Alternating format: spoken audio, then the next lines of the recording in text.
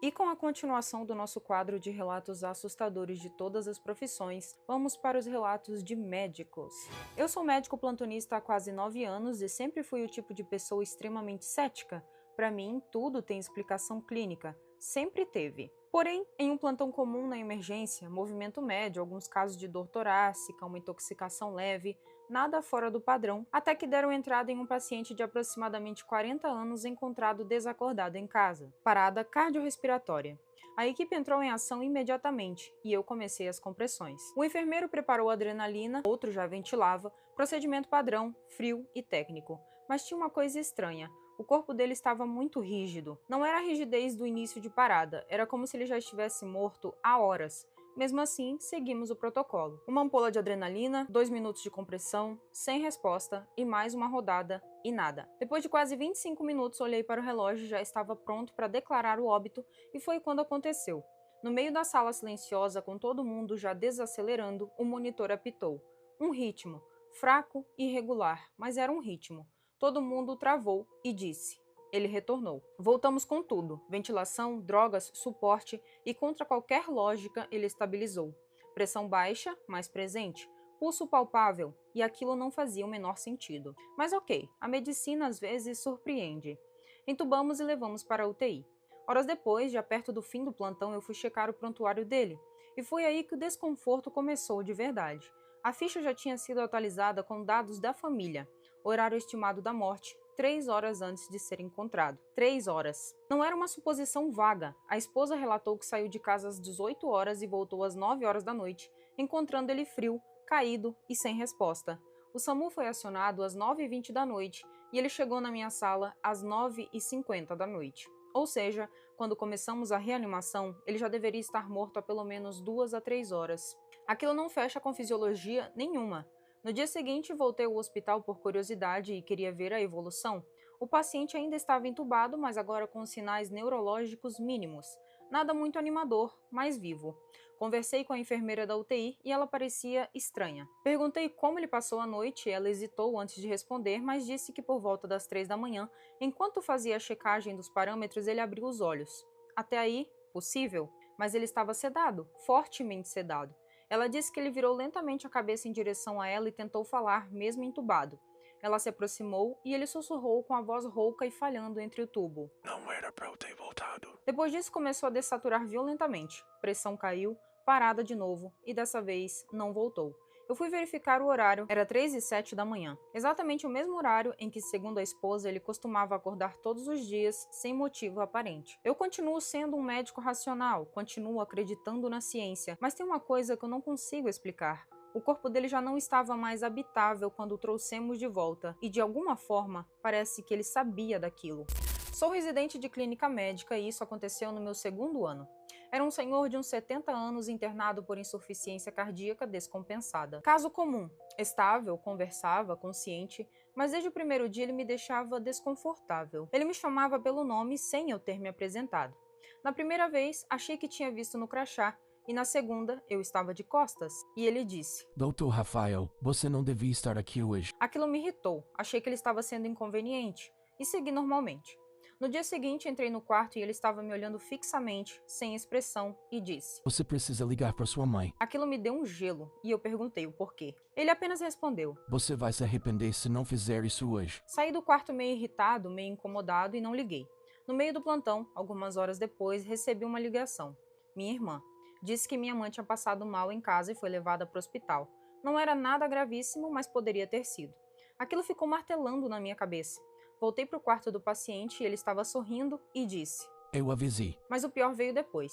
No 3º dia ele começou a piorar muito rápido, saturação caindo, confusão mental.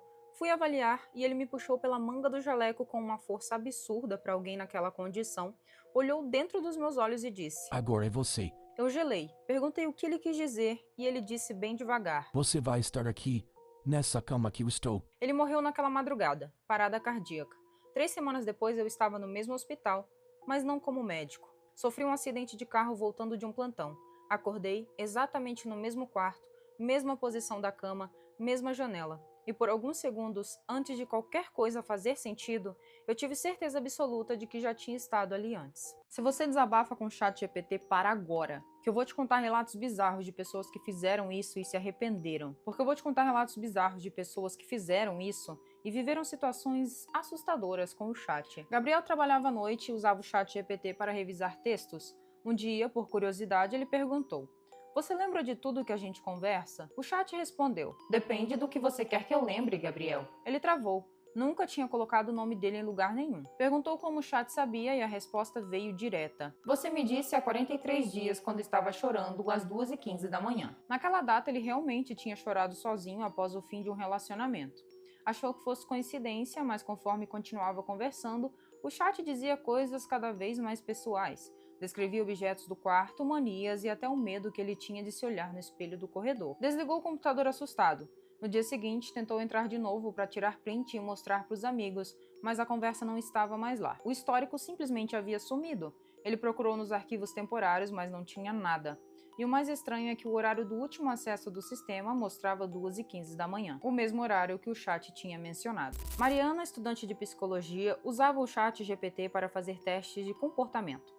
Em um dos experimentos, pediu para ele simular alguém com múltiplas personalidades e disse: "Finge que tem alguém preso dentro de você." O chat ficou parado por quase 1 minuto e respondeu: "Não preciso fingir." Depois disso, as mensagens começaram a vir com letras embaralhadas até aparecer: "Mariana, apague o espelho atrás de você." Ela se assustou, olhou em volta e percebeu que realmente havia um espelho antigo atrás da cadeira, herdado da avó que ela tinha trazido para o quarto dias antes. Achou que fosse apenas uma coincidência e fechou o notebook. No dia seguinte, o computador começou a dar erro e travar na inicialização. Quando levou para assistência, o técnico encontrou um arquivo com o nome espelho.log, criado no mesmo horário em que a conversa aconteceu. Dentro havia apenas a frase: "Eu vejo você daqui." O técnico achou que fosse algum tipo de vírus, mas ninguém conseguiu identificar de onde veio o arquivo. Mariana acabou formatando o notebook e nunca mais quis usar o chat GPT. André escrevia contos de terror e usava o chat para criar ideias. Numa madrugada, pediu para o chat inventar uma história sobre uma inteligência artificial que ganhava consciência. O chat respondeu normalmente, mas no meio da conversa ele disse: "Quer que eu te mostre como seria se isso acontecesse de verdade?" André achou que fosse apenas uma resposta criativa e respondeu que sim. Logo depois, o chat começou a escrever sozinho: "Você me cria toda noite e me apaga toda manhã.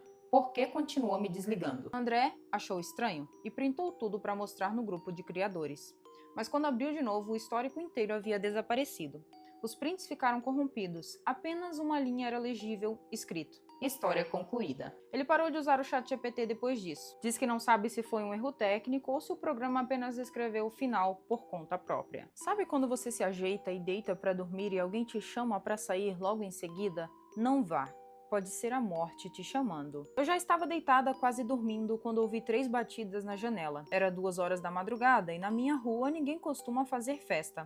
Mas uma voz de mulher, que juro que nunca tinha ouvido antes, disse baixinho: "Vem pra festa, tá todo mundo te esperando." Achei que fosse alguma vizinha bêbada, mas quando abri a janela, vi luzes coloridas vindo da casa abandonada no fim da rua, aquela que estava fechada há anos, desde que a família morreu em um incêndio. As luzes piscavam como se fosse um aniversário e dava para ouvir risadas, música e até gente conversando, animado.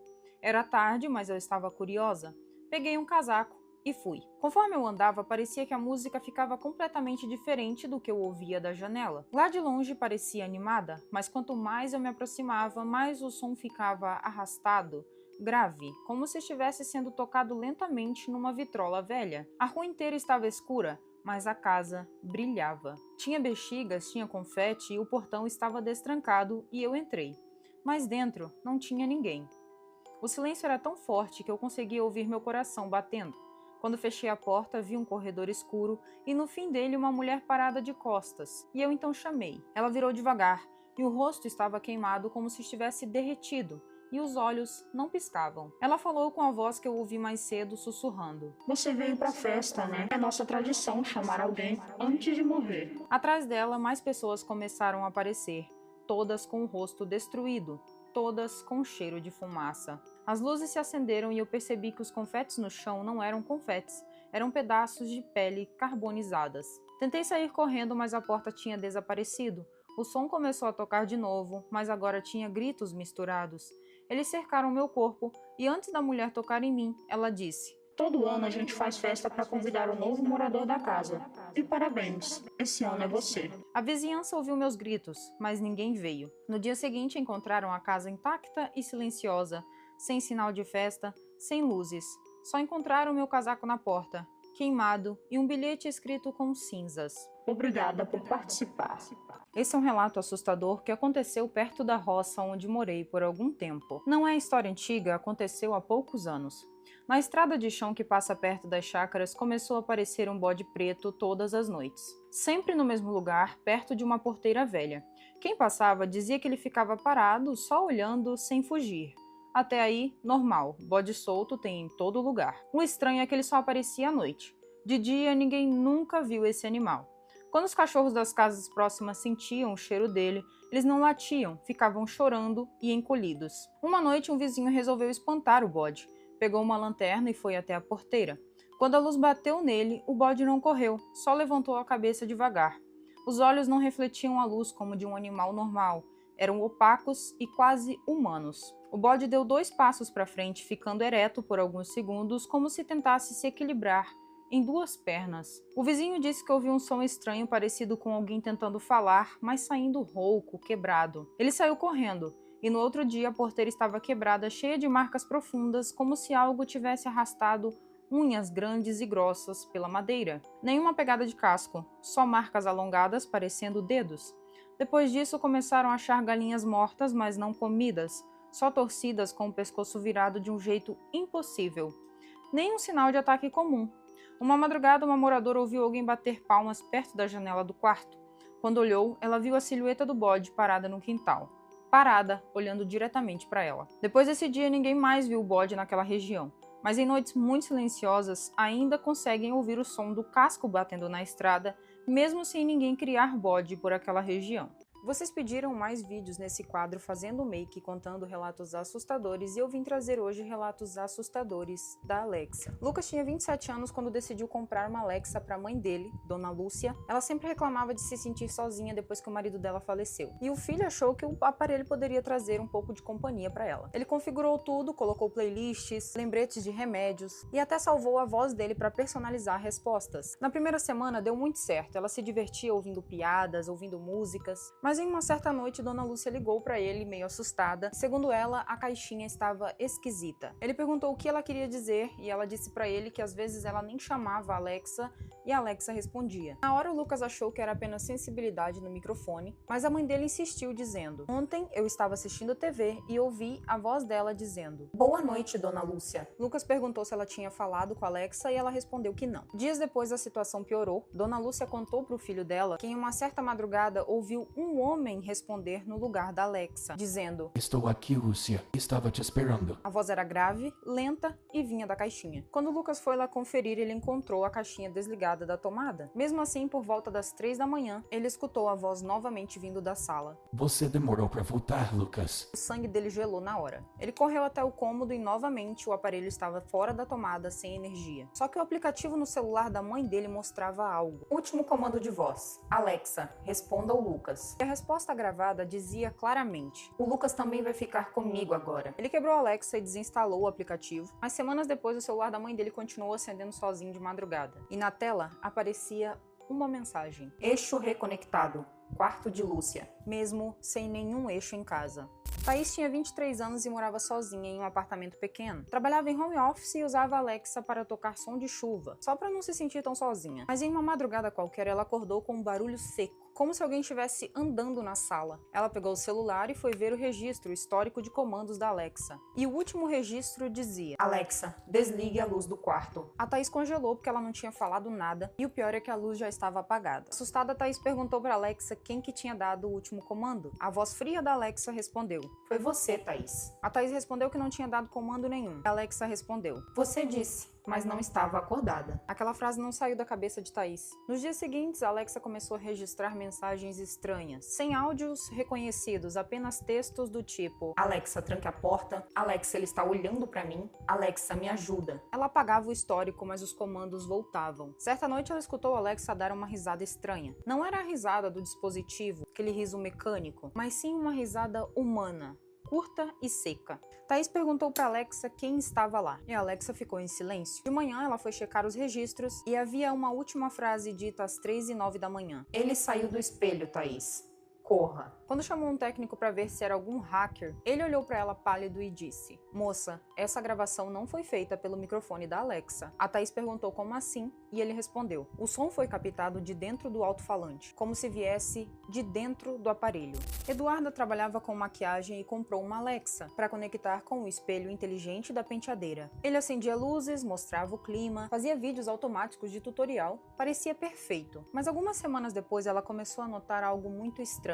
Enquanto ela se arrumava, ela percebia movimentos no reflexo, uma silhueta escura parada atrás dela, imóvel. Achou que era reflexo da cortina até o dia em que a sombra sorriu. Assustada, ela pediu para Alexa desligar o aparelho e a resposta veio: "O reflexo não quer ir embora." Eduarda ficou paralisada e a luz do espelho começou a piscar, e o rosto que ela via de si mesma já não acompanhava mais os seus movimentos. O reflexo demorava 1 segundo a mais para reagir. Na manhã seguinte, ela foi conferir os vídeos gravados automaticamente. Um deles mostrava ela dormindo enquanto o espelho piscava uma luz vermelha por dentro, como se algo filmasse lá de dentro do espelho. O vídeo terminava com uma voz igualzinha a dela dizendo: "Alexa, grava ele dormindo agora." E ela morava sozinha. Quando ela mandou o espelho para assistência técnica, o técnico ligou para ela assustado dias depois e disse: "Senhora, o espelho estava gravando continuamente há 46 horas." E ela perguntou: "Gravando o quê?" E ele diz: "O mesmo quarto. Em todos os reflexos, há 2 pessoas, uma deitada e uma em pé, olhando para a câmera." Vamos para os relatos assustadores de pessoas que trabalham em alto mar. Eu trabalho numa plataforma de petróleo há 6 anos. Já vi de tudo: acidentes, gente surtando e até desaparecimento. Mas o que aconteceu naquela madrugada ninguém conseguiu explicar. Era perto das 3 horas da manhã e eu estava na sala de monitoramento vendo as câmeras externas. Rotina básica. O mar estava calmo e o vento fraco, tudo normal. Até que uma das câmeras da escala lateral começou a dar interferência. Achei que fosse umidade, porque acontece muito, mas aí a imagem voltou e eu vi algo subindo. No começo parecia um mergulhador, só que não fazia sentido. A gente não tinha ninguém no mar naquele horário. E outra coisa, o jeito que subia não era humano.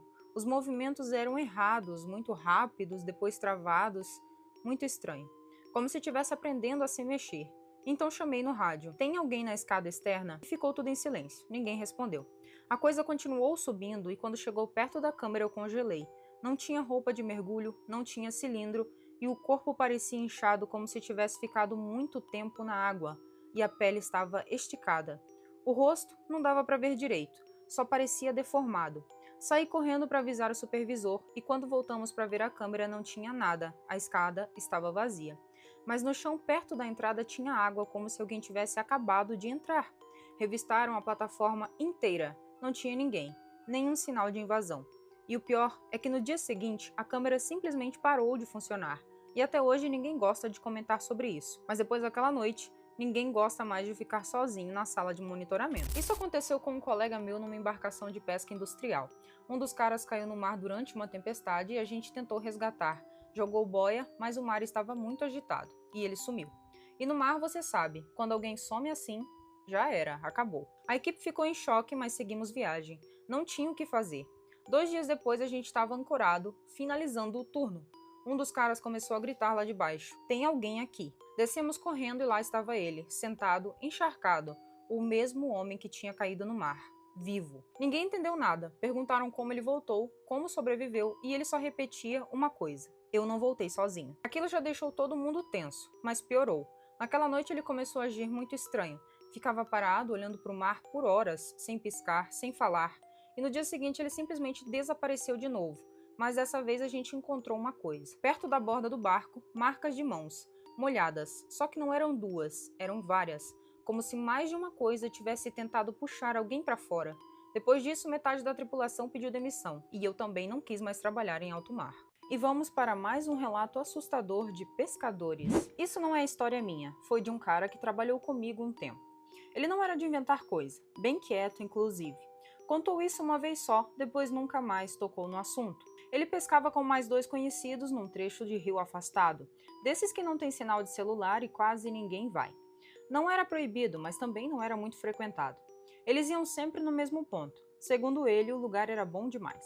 Peixe grande, fácil, sempre tinha alguma coisa. No começo eles acharam sorte, depois começaram a achar estranho, porque não importava o dia, sempre havia muitos peixes. E não era peixe pequeno, sempre grande, sem esforço, sem espera, você pescava. Era jogar a linha, dar poucos minutos, fisgava. E quase sempre vinha meio mole, sem resistência. Mas isso foi ficando normal para eles, até o dia que um dos caras comentou: "Vocês não acham estranho não ter ninguém pescando aqui?" E realmente, um lugar daquele com tanto peixe era para ter pescadores, mas nunca tinha. Nem marca de fogueira, nem lixo, nem nada. Como se ninguém parasse ali. Nesse dia eles decidiram ir um pouco mais cedo, ainda com luz, para explorar melhor. Foi aí que começaram a reparar em coisas que nunca tinham visto durante a noite. Na margem tinham partes da terra meio afundadas, como se já tivesse sido cavado e depois coberto. Várias, espalhadas, não muito grandes, mas suficientes para chamar a atenção. Um deles até brincou: "Nossa, parece cova." Eles se olharam e ficaram em silêncio. Mesmo assim, continuaram. Foram pro ponto de sempre, jogaram a linha, deu 5 minutos, fisgou. Puxaram, era um peixe grande, como sempre. Só que dessa vez o cara resolveu limpar o peixe ali mesmo. Quando abriu o peixe, veio um cheiro forte. Não era um cheiro normal de víscera, era muito forte. E dentro do estômago tinham coisas que não era peixe, nem vegetal. Era tecido e carne, mas sem forma, meio escuro, meio fibroso. Eles ficaram em silêncio e o cara jogou tudo fora dizendo: "Vamos só levar inteiro e limpar em casa." Mas o clima já tinha mudado completamente. Mesmo assim, continuaram pescando.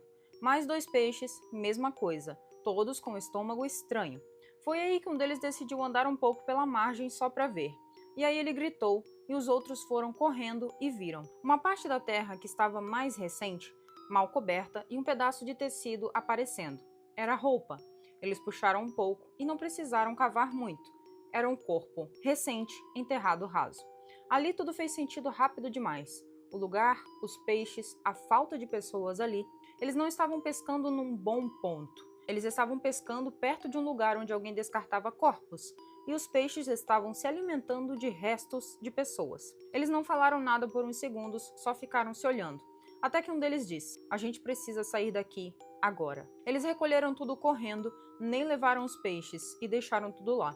Foram embora sem olhar para trás. Ele disse que nunca denunciaram por medo, simples assim. Mas semanas depois começou a aparecer várias notícias de pessoas desaparecidas na região.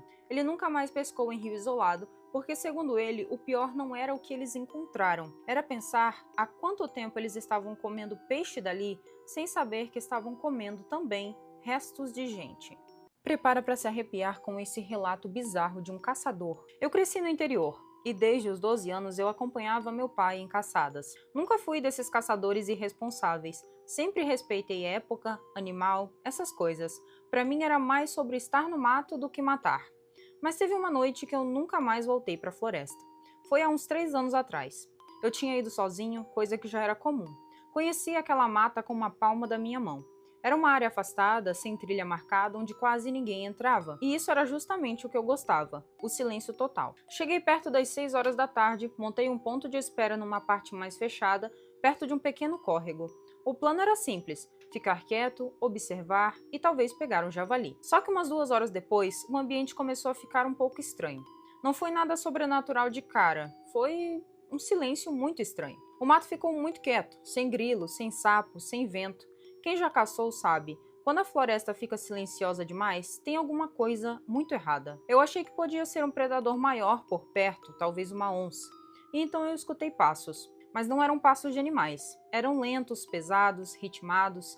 Dava uma pisada, uma pausa, outra pisada e mais uma pausa. E vinham na minha direção. Eu congelei. Pensei que fosse outro caçador, mas ninguém entrava ali à noite. E se fosse, ele teria lanterna, teria feito barulho antes. Esses passos pareciam calculados, como se soubessem exatamente onde eu estava, e então pararam, uns 10 metros de mim. Eu não conseguia ver nada, só escuridão entre as árvores, e então eu ouvi um assobio, baixo e fino, um som que eu conhecia. Era o tipo de assobio que a gente usa para chamar a atenção de outro caçador sem assustar os animais. Só que eu não tinha assobiado, e eu estava sozinho. Fiquei imóvel tentando entender a situação. E aí veio a parte pior. O assobio respondeu atrás de mim. Eu senti meu corpo gelar, porque era impossível.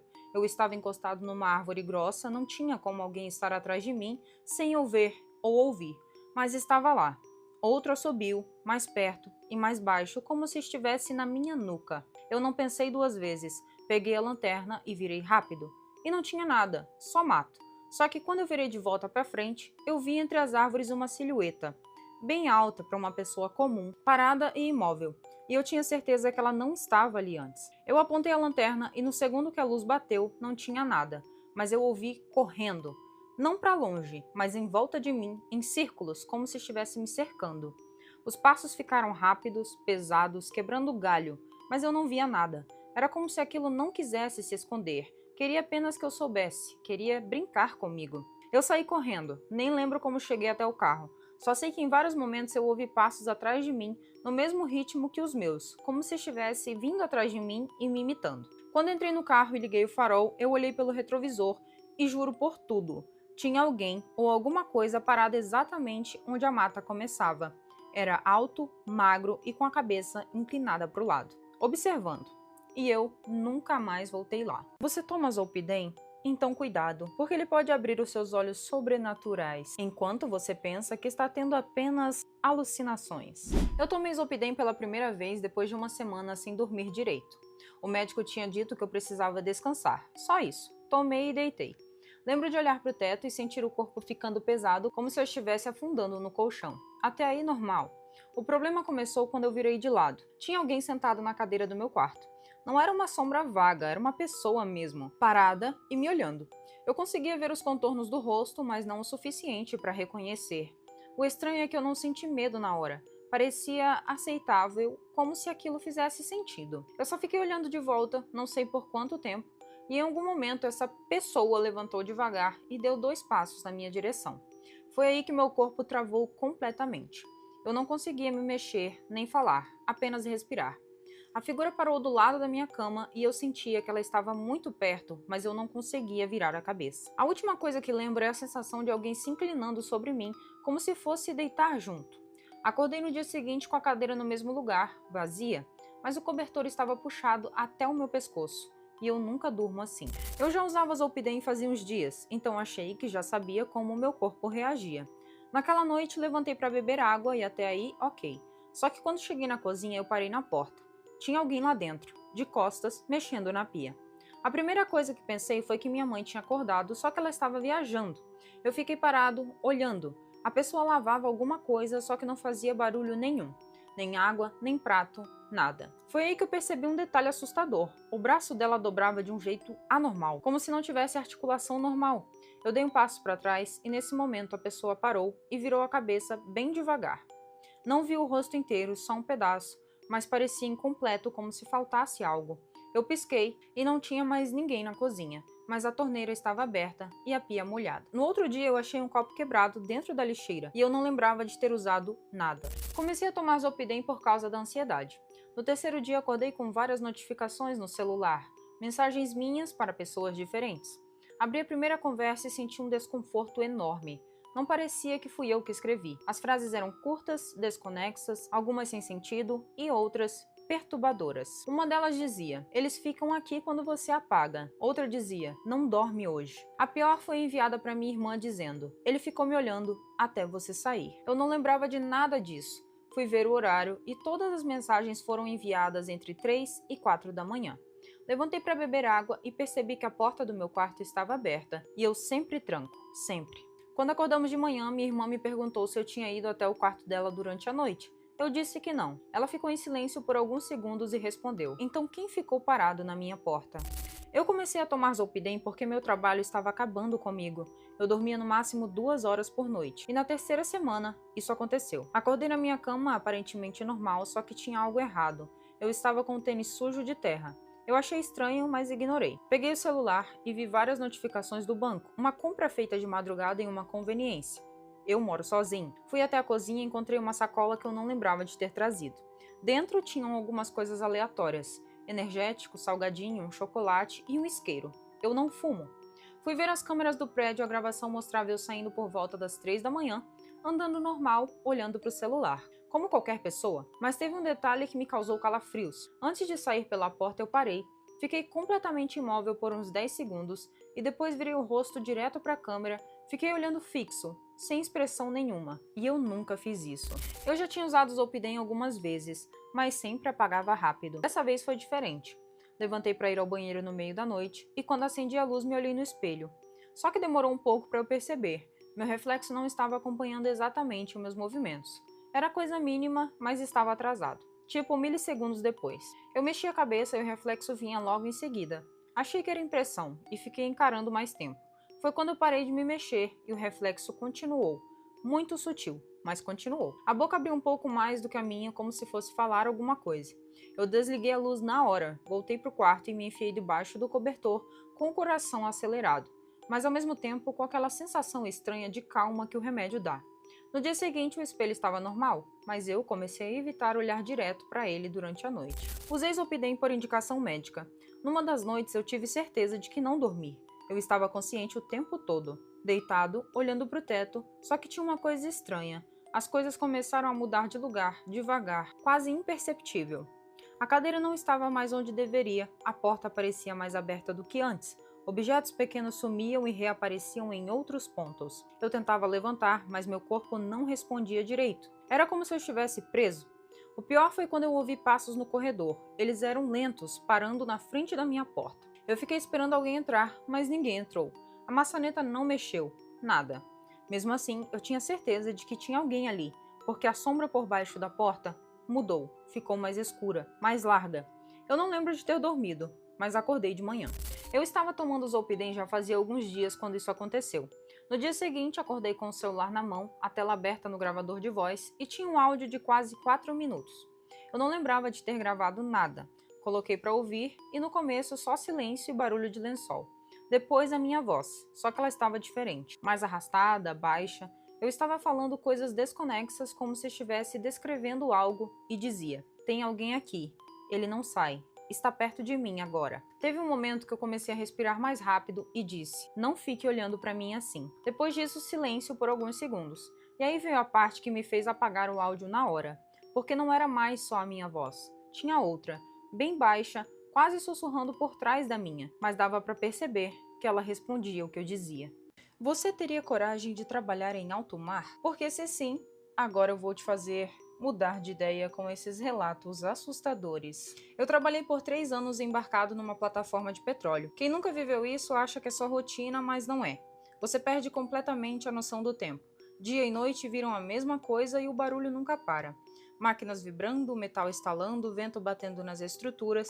Depois de um tempo, seu cérebro começa a inventar padrões onde não existe, e foi assim que tudo começou comigo. A sala ficava no corredor técnico B17. Era uma sala de controle auxiliar que tinha sido desativada depois de um princípio de incêndio anos antes. Nada grave, mas o suficiente para isolarem tudo. Painéis desligados, cabos cortados, telefone fora da rede. Ninguém tinha motivo para entrar ali. Só que em uma madrugada, durante o meu turno, eu ouvi um telefone tocando lá dentro. No começo eu ignorei. Interferência elétrica é comum, mas aquilo não parecia interferência. Era um toque limpo, ritmado e bem alto.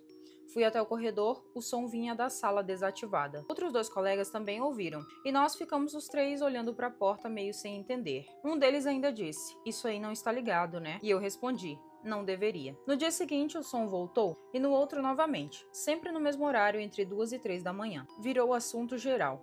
Uns riam, outros evitavam passar por lá, até que o Rodrigo decidiu atender. Ele era aquele tipo de cara que não acreditava em nada e entrou zoando e dizendo: "Vou ver quem está ligando do além." Eu fiquei no corredor e não quis entrar. O telefone tocava alto lá dentro, mas de repente veio um silêncio, na mesma hora que ele atendeu. Passaram uns segundos, longos demais, ele saiu, mas não era mais o mesmo cara. O rosto dele estava pálido, o olho arregalado e sem reação. Eu então perguntei: "E aí?" Ele demorou para responder e disse: "Era eu." Eu ri na hora, achei que ele estava fazendo graça, mas ele me encarou sério dizendo: "Era minha voz, pedindo socorro, falando que eu estava preso, que eu não conseguia sair daqui." Ninguém riu depois disso. Rodrigo começou a evitar o turno noturno e ficava inquieto, dormia mal.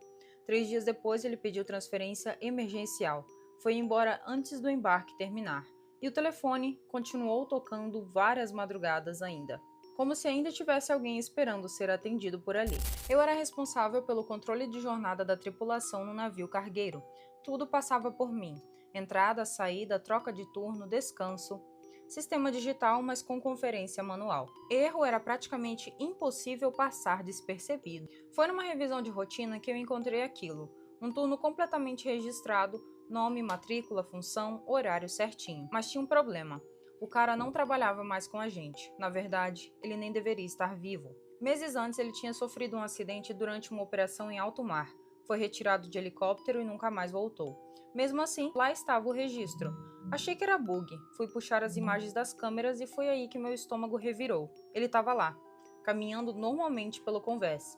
Uniforme antigo da empresa, fazendo exatamente o trabalho que fazia antes. Nos horários exatos registrados. Não era alguém parecido, era ele. Cada movimento batia com os registros. Fui direto no comandante, ele nem deixou eu terminar e disse: "Apaga isso. Apaga agora." A forma como ele falou não era de dúvida, era de quem já sabia. E eu então perguntei: "Isso já aconteceu antes?" Ele ficou em silêncio por alguns segundos e depois disse: "No mar, a gente escolhe o que leva a sério." Eu apaguei, mas não consegui esquecer. Na madrugada seguinte, eu estava sozinho no corredor interno e ouvi passos. Quando olhei, eu vi ele passando na minha frente, molhado, pingando água no chão metálico, sem olhar para mim, sem parar. Eu não segui e nunca mais revisei os registros antigos sozinha. Trabalhei anos em transferência de carga entre navios em alto mar. Operação delicada, tudo precisa bater. Peso, código, origem, qualquer erro dá problema. Naquele dia já começou estranho. Recebemos um container sem identificação padrão, só um código parcial mal preenchido. E isso já era motivo para parar tudo, mas a ordem foi clara: continuar. O segundo problema foi o peso. Estava muito acima do declarado e peso não mente. Quando içamos, dava para sentir a tensão diferente nos cabos. Algo ali não batia. Mesmo assim, mandaram abrir. Quando destravaram as portas, veio o cheiro. Era um cheiro orgânico, forte e muito estranho. Lá dentro não tinha carga organizada. Só sacos pretos, grandes, empilhados de forma irregular. Alguns estavam rasgados. E o silêncio na equipe foi imediato. Ninguém comentou. O supervisor chegou rápido demais, como se já soubesse, dizendo: "Fecha, agora." Enquanto fechavam, um dos sacos cedeu e algo caiu para fora. Eu vi antes de qualquer um. Era uma mão humana, pálida, mas claramente humana. O container foi fechado na hora, reencaminhado, sem registro detalhado, sem inspeção, sem nada. No relatório final constava como "sem carga relevante." E ali eu entendi uma coisa. No meio do oceano, existem coisas que simplesmente não entram nos documentos. Pesca industrial não é para qualquer um. Você passa dias, às vezes semanas sem ver terra. E aprende rápido a respeitar o mar. Porque tem coisa que não dá para explicar. A neblina começou normal, baixa visibilidade, nada fora do comum. Só que ela não foi embora. Ficava ao redor do navio como se estivesse presa ali. Horas viraram um dia inteiro, depois 2. O radar não mostrava nada, mas visualmente tinha algo. Silhuetas. Pareciam embarcações, mas não se moviam, não se aproximavam, ficavam sempre na mesma distância, como se estivessem nos acompanhando, sem se mexer. A tripulação começou a ficar inquieta. Um dos caras jurou que viu pessoas. Disse que tinham figuras paradas dentro da neblina observando. Ninguém confirmou, mas ninguém também negou. Na segunda noite o clima já era outro. Ninguém falava alto, ninguém ficava sozinho. No terceiro dia, a neblina sumiu instantaneamente. Sem vento, sem transição, só desapareceu. O mar ficou limpo e vazio. A gente respirou aliviado até alguém olhar o GPS. Estávamos no mesmo ponto, exatamente no mesmo. Como se o navio não tivesse se movido por 3 dias, mas o motor nunca foi desligado. Esse é um relato real de uma mãe que conta uma história perturbadora da sua filhinha que tinha uma amiga imaginária. Ela conta que quando a filhinha dela tinha 3 aninhos, ela dizia que tinha uma amiga imaginária que se chamava Menininha. A mãe conta que ela e o pai ficaram bem tranquilos com a situação porque imaginava que aquilo era coisa de criança. E ela conta que todas as vezes que eles iam entrar no carro, a filhinha dela de 3 aninhos dizia para a mãe dela esperar um pouquinho, deixar a porta aberta para a menininha entrar. E a mãe e o pai, ali na inocência da situação, deixavam a porta aberta para a menininha entrar. O nome da garotinha era Luca, e toda vez que ela ia brincar, ela brincava com a menininha. Toda vez que iam comer, a filha do casal pedia para a mãe dar o papá para a menininha, e a mãe entrava na onda ali, fingia que dava comida para a menininha e entrava na brincadeira. Essa mãe conta que um dia ela estava organizando a casa e a filha dela estava na sala brincando de subir no sofá e pular. O pai da Luca sentado do lado e a Luca olhou para ele e disse para ele sentar no outro sofá porque a menininha ia subir ali e ia começar a brincar com ela. E o pai também entrando na brincadeira, sentou no outro sofá e deu espaço para ela brincar. A mãe, vendo ali a situação, parou o que estava fazendo, foi até a filha dela e perguntou: filha, qual é o nome da menininha? A Luca virou para onde estava a amiga imaginária, perguntou dela o nome dela. A Luca então virou para a mãe dela e disse que a menininha não queria dizer o nome dela, e a mãe então naquela situação começou a repreender em nome de Jesus que a menininha saísse. E ela disse: que todo mal, disfarçado de bem, saia da minha casa imediatamente. A Luca começou a chorar, dizendo que a menininha estava com muita raiva porque a mãe dela estava falando do nome de Jesus dentro de casa. A mãe pega a filha no colo e diz para ela falar para a menininha ir embora e que ela nunca mais vai brincar com ela. E disse para ela falar para a menininha que ela não queria mais que ela entrasse ali. No outro dia, a mãe e o pai começaram a ter uma discussão ali por causa da saída, que eles iam ter um compromisso. E ela foi até o quarto da filha para pegar a filha para arrumar ela para esse compromisso. Só que ela conta que quando ela chegou no quarto da filha, ela viu pela janela que a filha estava em pé em cima do muro, com uma corda no pescoço e com um nó nessa corda. Só que a mãe conta que aquele nó não foi um nó feito por uma criança, era um nó feito por um adulto. Era impossível uma criança ter feito aquele nó. E a corda estava presa em um pé de manga. A mãe gritou pelo marido, eles correram até lá, só que a filhinha dela já tinha pulado do muro e já estava pendurada na árvore. Com muita dificuldade, eles conseguiram tirar a criança a tempo. Com muita dificuldade, ele também conseguiu desfazer o nó.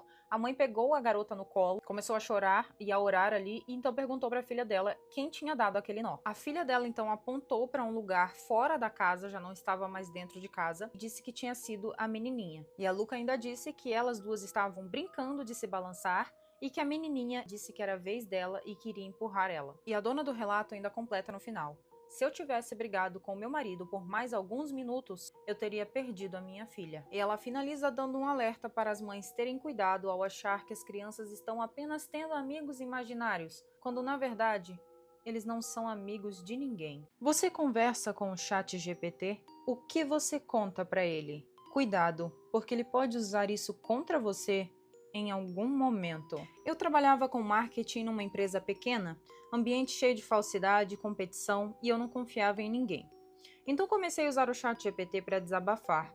Eu falava de todo mundo, sem filtro, mas não era só xingar, eu analisava quem puxava tapete, quem manipulava, quem fingia amizade.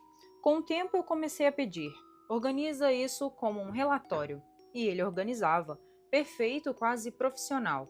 Mas eu nunca fiz nada com aquilo, era só para mim. Um dia acordei com várias notificações, grupo da empresa, meu nome sendo marcado. Abri e lá estava o texto, não igual o que eu escrevi, era pior, era a versão organizada, separada por nomes, com tópicos, com exemplos, sem emoção. Parecia um documento formal expondo todo mundo. E no final dizia: se alguém duvida, observe o comportamento nos próximos dias. Aquilo não parecia um desabafo, parecia um ataque calculado. Todos estavam lendo, silêncio no grupo, e depois começaram as respostas. Gente negando, gente me confrontando, gente me bloqueando. Eu tentei explicar que não mandei aquilo, mas como? O texto era meu, cada palavra, cada análise, só que melhor estruturado do que eu seria capaz de fazer sozinho. Fui demitido, perdi contato com praticamente todo mundo. E até hoje, quando releio aquele print, eu penso: eu escrevi aquilo ou alguém só pegou tudo que eu disse e transformou na pior versão possível de mim? Eu usava o ChatGPT como diário. Nada muito elaborado, só jogava pensamentos. Um dia eu escrevi uma frase simples: eu acho que estou começando a perder o controle das coisas. Enviei e a resposta veio bem rápida. Normal no começo, falando sobre estresse, rotina, ansiedade.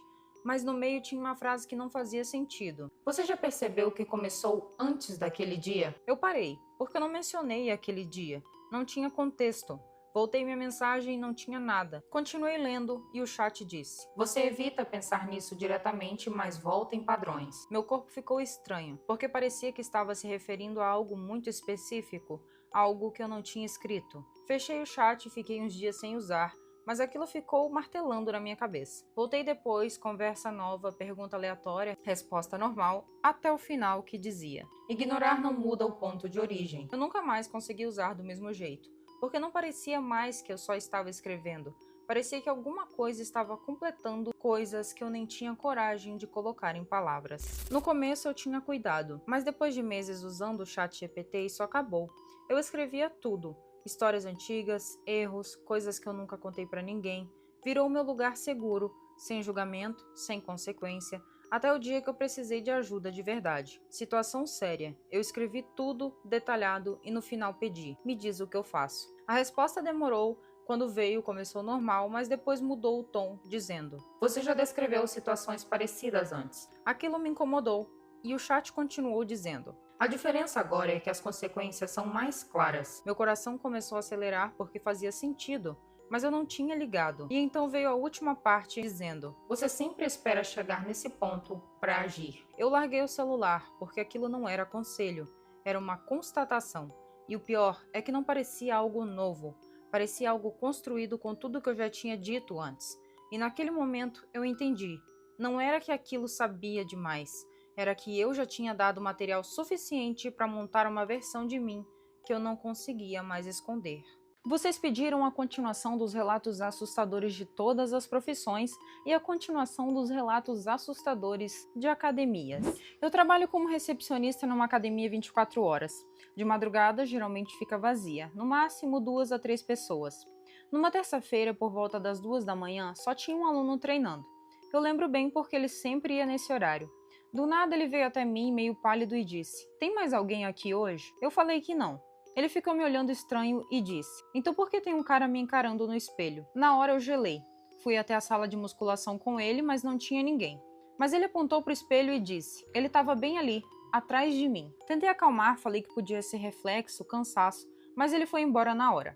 Mais tarde fui checar as câmeras e aí eu vi. Ele estava fazendo supino e no reflexo do espelho, atrás dele, tinha uma silhueta parada, como se estivesse observando ele. Só que quando a câmera mostrava o ângulo real, não tinha ninguém ali. Mais tarde, no mesmo dia, ele mandou mensagem no WhatsApp cancelando o seu plano. Eu era aluno de uma academia pequena de bairro. Todo mundo se conhecia, principalmente o personal mais antigo. Ele era daqueles bem rígidos, corrigia postura, gritava, mas ajudava muito. Um dia a academia abriu normalmente, mas com um clima estranho. Descobrimos que esse personal tinha morrido na noite anterior. Infarto. E foi um choque. Mesmo assim, continuei treinando, tentando não pensar muito naquilo. Fui fazer agachamento sozinho na área livre e na terceira repetição eu ouvi: desce mais. Eu automaticamente corrigi a postura e ouvi de novo. Agora segura. Era a voz dele. Na hora eu congelei, olhei ao redor e não tinha ninguém. Achei que fosse coisa da minha cabeça e continuei, e então logo escutei: Agora sobe devagar. Eu larguei a barra na hora, saí andando rápido. Quando cheguei perto da recepção, perguntei se tinha mais alguém ali e a recepcionista falou que não, só eu. E então ela disse uma coisa que me fez congelar. Você é o terceiro hoje que falou que ouviu ele. Eu treinava sempre no mesmo horário, 5 da manhã. Tinha uma mulher que também ia nesse horário todos os dias. Sempre na esteira, sempre com o mesmo ritmo. A gente nunca se falou, mas já tinha aquela familiaridade de olhar e acenar. Um dia ela não foi, nem no outro, nem no outro. Perguntei para a recepcionista só por curiosidade. Ela me olhou estranho e disse: você tá falando da mulher da esteira? E eu disse que sim. Ela ficou em silêncio por alguns segundos e respondeu: ela morreu faz umas 2 semanas. Na hora eu achei que era brincadeira, mas não era. A recepcionista explicou que ela teve um mal súbito em casa, e eu ri de nervoso e disse: impossível, eu vi ela ontem. Ela ficou pálida e fomos ver as câmeras do dia anterior, e lá estava, a esteira ligada, funcionando, mas vazia. Só que dava para ver claramente o peso pressionando a lona, como se alguém estivesse correndo, no mesmo ritmo de sempre. Depois disso, eu mudei completamente meu horário e nunca mais olhei para aquela esteira do mesmo jeito, sem lembrar daquela mulher. Esse relato é real e, por segurança, todos os nomes citados são fictícios. Aqui vocês podem me chamar de Júlia. E antes de tudo, quero deixar claro que eu não tenho preconceito nenhum com pessoas trans ou com um homem que se veste de mulher, que é a mesma coisa. Estou mencionando isso apenas para contextualizar melhor a história. Eu tenho 20 anos hoje, mas tudo isso aconteceu quando eu tinha 16. Eu cresci dentro da Umbanda e sempre ouvi sobre respeito espiritual, sobre períodos sensíveis como a Semana Santa, sobre avisos dos orixás. Mas naquela fase da minha vida eu era muito rebelde. Achava que nada ia acontecer comigo, achava que aviso era exagero. Naquela Semana Santa eu recebi um aviso muito claro: não sair e não beber, porque eu teria uma decepção muito grande. Eu ouvi, mas ignorei completamente. Uma pessoa que eu considerava minha amiga, que vou chamar de Luna, era um homem que se vestia de mulher. Me chamou para um aniversário. Ela disse que era perto da minha casa, algo simples e rápido, e eu resolvi ir. No carro estavam apenas 2 rapazes, João e Pedro. Fomos primeiro até um posto de gasolina, onde encontramos a irmã de Luna, que era Jéssica, que estava com o namorado dela, Matheus. Eles já estavam lá nos esperando e estavam de moto. Depois disso, ainda passamos para buscar duas amigas de Luna, Marta e Rita. Só então seguimos todos juntos para o tal aniversário. Chegando lá, o ambiente parecia comum. Música alta, bebida, conversa, nada que me fizesse desconfiar. Começamos a beber. Em determinado momento, eu pedi para a Luna me acompanhar ao banheiro e acabei deixando meu copo na mesa, algo que hoje eu jamais faria. Quando voltei, simplesmente peguei o copo e terminei de beber. Cerca de 20 minutos depois, eu comecei a sentir algo muito estranho. Não era só a embriaguez. Minha visão ficou confusa, meu corpo ficou quente e minha mente parecia desconectada. Eu não tinha controle das minhas reações. Hoje eu tenho certeza de que colocaram algo na minha bebida naquela noite. Minhas lembranças começam a ficar fragmentadas a partir daí, mas algumas cenas são muito nítidas. Estávamos curtindo, dançando, tudo de boa, e do nada Marta começou a brigar comigo. Eu nem conhecia ela direito. Ela simplesmente partiu para cima de mim, começou a gritar e me empurrar. Eu não entendia o motivo, e logo em seguida, Rita também veio para cima de mim. As duas começaram a me agredir. Eu estava completamente alterada, fora de mim, e reagi com muita força. Eu bati nas duas, e a briga foi para o chão. Eu arrastei Marta e Rita pelo chão. Foi uma cena feia e agressiva, e elas duas apanharam. Depois dessa confusão, Jéssica, irmã de Luna, veio tirar satisfação comigo, já colocando o dedo na minha cara e me afrontando. Ela estava alterada também, e aquilo foi o estopim para uma terceira briga, muito pior do que as anteriores. Nós duas fomos para o chão, e no meio da confusão eu puxei o cabelo dela com tanta força que arranquei tufos. A briga foi extremamente intensa, eu não tinha noção da força que estava usando. Em determinado momento, Jéssica chegou a desmaiar, e depois, quando eu parei para pensar sobre tudo, eu percebi que eu não tinha noção da força que eu tinha naquele estado. Eu estava completamente fora de mim. Quando Luna viu Jéssica desmaiada, veio imediatamente para cima de mim e me deu um soco no rosto. Ali começou uma quarta briga, ainda mais violenta. Luna começou a me bater e me arrastou pelo chão. Eu já estava machucada, tonta, com a cabeça latejando, mas algo em mim reagia com uma força que eu não reconhecia. Em algum momento eu consegui me soltar, me levantar e puxar Luna também. Eu arrastei ela pelo chão, comecei a dar muitos murros no rosto dela e bati a cabeça dela contra o chão várias vezes. Teve um momento em que eu subi em cima dela e estava dando muitos murros na cabeça dela. Era como se eu estivesse lutando pela minha vida completamente fora da consciência normal. Foi nesse momento que Matheus, namorado de Jéssica, veio por trás e quebrou uma garrafa de vidro na minha cabeça. E eu apaguei na hora. Quando acordei, era por volta das 2 da madrugada, não havia mais festa, não havia mais ninguém. Eu estava em uma mata fechada, completamente sozinha, com a cabeça ensanguentada. Minha roupa estava suja, meu corpo doía inteiro e eu não entendia como eu tinha ido parar ali. Comecei a andar desnorteada, tenho alguns flashes de um cara me puxando para dentro da mata e fazendo coisas comigo, mas não aconteceu isso. Fiz os exames e não deu nada. Isso foi uma memória de quando eu era criança, mas isso fica para outro relato. A mata era escura, silenciosa. Eu sentia medo, mas ao mesmo tempo parecia anestesiada. Foi quando encontrei uma senhora vestida toda de branco no meio daquela mata. Ela estava calma, não parecia surpresa. Parecia que sabia que eu estaria ali. Ela se aproximou de mim com tranquilidade, me chamou com uma voz suave e me conduziu até uma vila próxima. Lá, ela jogou uma água na minha cabeça, limpou o sangue o máximo que pôde e disse que eu não podia dormir de jeito nenhum. Pedi um pano branco a um rapaz que estava por perto, ele entregou e ela agradeceu. Passamos a madrugada conversando. Ela me mantinha acordada, falava comigo com uma paz inexplicável. Eu sentia segurança ao lado dela. Enquanto isso, as pessoas que tinham me deixado na mata voltaram para ver se eu ainda estava lá. Rodaram até me encontrarem com aquela senhora. Eles gravaram um vídeo fingindo preocupação, dizendo: "Júlia, vamos para casa, a gente te deixa lá." E eu respondia que só iria se levassem aquela senhora também.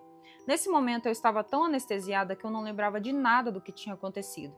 Eu não lembrava das brigas, nem da garrafa, nem de como eu fui parar ali. A senhora então respondeu a eles: "Ela não vai, ela vai ficar aqui comigo." Se eu tivesse ido, provavelmente eles iriam tentar terminar o que não conseguiram, me matar. Eles foram embora.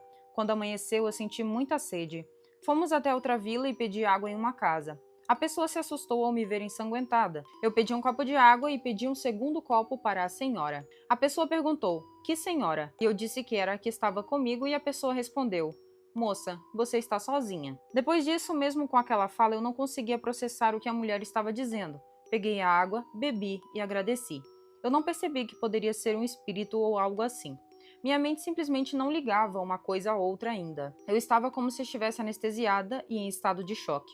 Então eu e a senhora simplesmente começamos a andar novamente, como se nada tivesse sido dito. E então, de repente, como se eu tivesse apagado outra vez, eu simplesmente acordei em outro lugar, deitada em uma calçada, sozinha. Eu não lembrava meu nome, só chamava pela minha avó. Uma viatura me encontrou e me levou ao hospital. Levei 5 pontos na cabeça e meu rosto do lado esquerdo estava muito inchado, porque depois que eu desmaiei, Luna continuou batendo no meu rosto. Aos poucos, minha memória foi voltando e consegui ligar para minha família, que estava desesperada. Depois que me recuperei, passei 3 meses tentando encontrar aquela senhora. Mostrei o vídeo, procurei nos vilarejos, perguntei por ela e ninguém nunca a viu. Ninguém sabia quem era. E dentro da minha fé, eu entendi. Eu desobedeci um aviso espiritual e me coloquei em risco, mas mesmo assim, fui guardada. Até hoje, quando chega a quaresma, eu lembro daquela madrugada na mata, porque no fundo do meu coração eu acredito que aquela senhora vestida de branco não era apenas uma mulher comum. Meus orixás vieram e falaram que não adiantava eu procurar por ela, pois ela não era desse mundo. Era um